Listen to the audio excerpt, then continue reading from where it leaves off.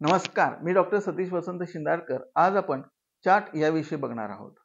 यामध्ये bhel, pani puri, sandwich, pizza, Chinese food, misal pav, farsan, samosa, pav bhaji, vada pav अशा वेगवेगळ्या प्रकारचे रोल, खिमा, नॉनव्हेज इत्यादी अनेक प्रकारच्या गोष्टी येतात, ज्या मला या ठिकाणी सांगता देखील येणार नाही. परंतु या सगळ्या चाट या सदरात मोडतात.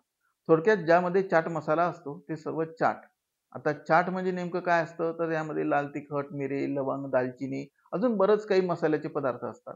आणि हाच चाट मसाला ज्या ज्या पदार्थांमध्ये आहे त्याला आपण चाट असं म्हणत असतो. मग आता आपण नेमकं हे केव्हा सेवन करायला हवं हे महत्त्वपूर्ण आहे. अनेक व्यक्ती लग्न समारंभ, रिसेप्शन इत्यादींमध्ये जेव्हा जातात, त्यावेळेला फक्त चाट हा जो स्वतंत्र स्टॉल असतो त्याच्यावरच आपल्याला गर्दी बघायला मिळते आणि त्या ठिकाणी ते जातात. म्हणजेच मेन कोर्स बाजूला ठेवून ते चाट या मसाल्याच्या पदार्थांनाच आहार रूपामध्ये सेवन करत असतात. हे अत्यंत चुकीचं आहे.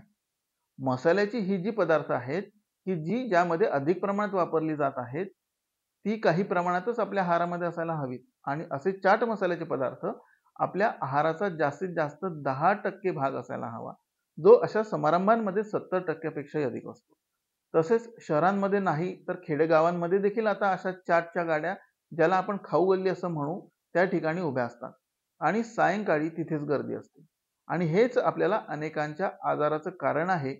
अधिक प्रमाणात चाट सेवन केल्यामुळे आपल्या शरीरामध्ये उष्णता वाढते, पित्तदोष वाढतो, रक्त दूषित होऊन अनेक प्रकारची त्वचा विकार निर्माण होऊ शकतात. तसेच आजारांमध्ये ऍसिडिटी म्हणजे आम्लपित्त, अल्सर्स, संडासवाटे रक्त जाणे, गुदभागाचे विकार जसे मूळव्याध, भगंदर, पाईल्स, फिशर, फिशोला, गुदद्वार बाहेर येणं इत्यादी लक्षणे निर्माण होतात.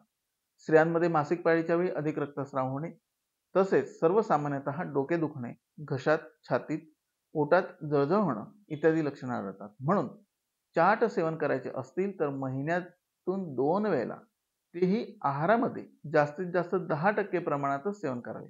अन्यथा अनेक आजारांना सामोरं जाणं सहज शक्य आहे.